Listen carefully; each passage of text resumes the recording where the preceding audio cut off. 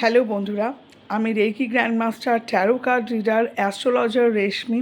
আজকে চলে এসেছি তোমাদের সাথে দুর্দান্ত একটা টোটকা টিপস নিয়ে। এবং আজকে আমাদের যে টোটকা টিপসটা আছে, এটা দুর্গাপুজো উপলক্ষে টোটকা টিপস। আমি রেগুলার বেসিস টোটকা টিপস শেয়ার করি না, কিন্তু যেগুলো যখন করি সেগুলো কিন্তু তোমাদের জন্য অত্যন্ত গুরুত্বপূর্ণ এবং ইম্পর্ট্যান্ট হয়ে থাকে।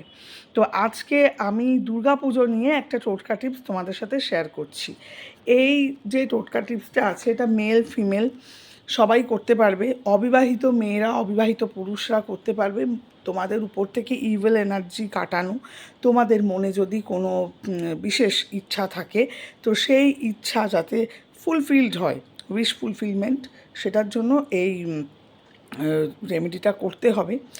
তো এই রেমেডিটা বেসিক্যালি যেদিন করতে হবে সেটা হচ্ছে গিয়ে তোমাদের দুর্গাপুজোর মহাষ্টমীর দিন, অঞ্জলির সময় বা আফটার অঞ্জলি। তো কি করতে হবে এর জন্য? মেন যে জিনিসগুলো লাগবে, প্রথমেই যেটা আমি আগে থেকে তোমরা অর্ডার করিয়ে নেবে, সেটা হচ্ছে যে চেষ্টা করবে যে মাকে একটা মাটির সিংহ দান করার। ঠিক আছে, ছোট সাইজের, ছোট হলেও চলবে, একটা মাটির সিংহ মাকে দিতে হবে। আর কি দিতে হবে?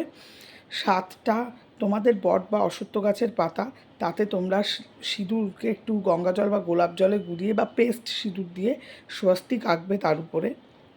তাতে 7টা কড়ি দেবে, 7টা এলাচ দেবে, 7টা নাভি শঙ্খ দেবে, 7টা গোলমরিচ দেবে।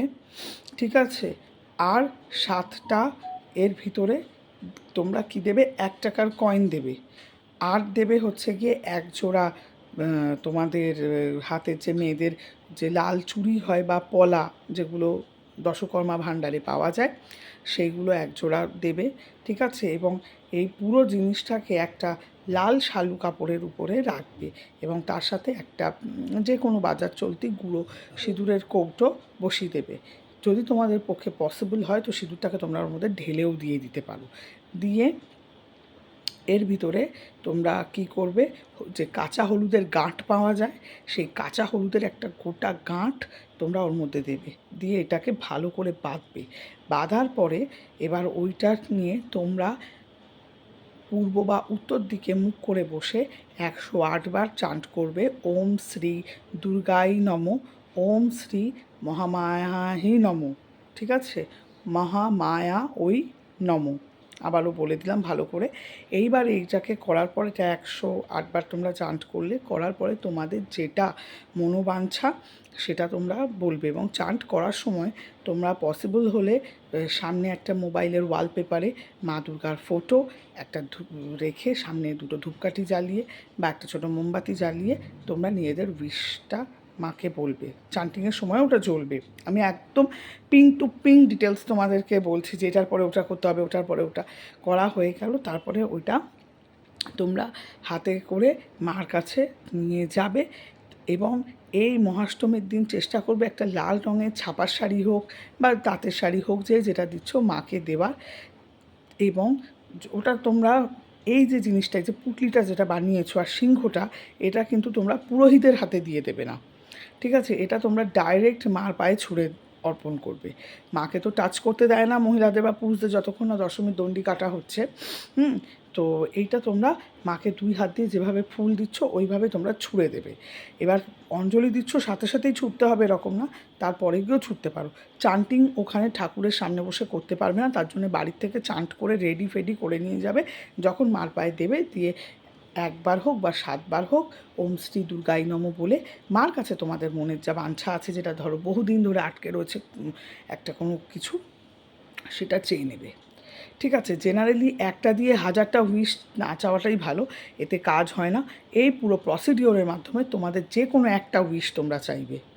ঠিক আছে, যে কোনো একটা ইচ্ছা তোমরা মায়ের কাছে চেয়ে নেবে।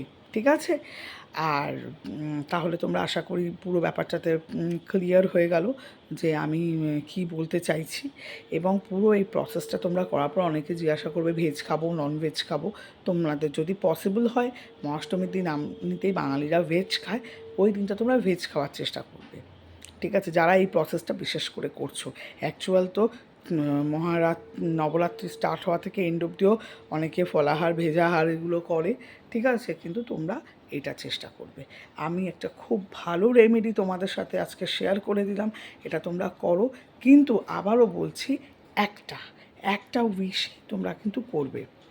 আর অষ্টমীর দিন সকালে তোমরা যখন অঞ্জলিটা দিতে যাবে, তার আগে চেষ্টা করবে ভোরবেলায় এই ক্রিয়াটা যদি করে নেওয়া যায়। চান করে বসতে পারলে ভালো, মানে যত সকালে আর্লি মর্নিং এই ক্রিয়াটা করবে তত কিন্তু ভালো রেজাল্ট পাবে, ঠিক আছে? তো আমি ভালো করে এটা পুরো বুঝিয়ে বলে দিলাম। আমার এই ভিডিওটা তোমরা পুরোটা শুনো, দেখো এবং করো।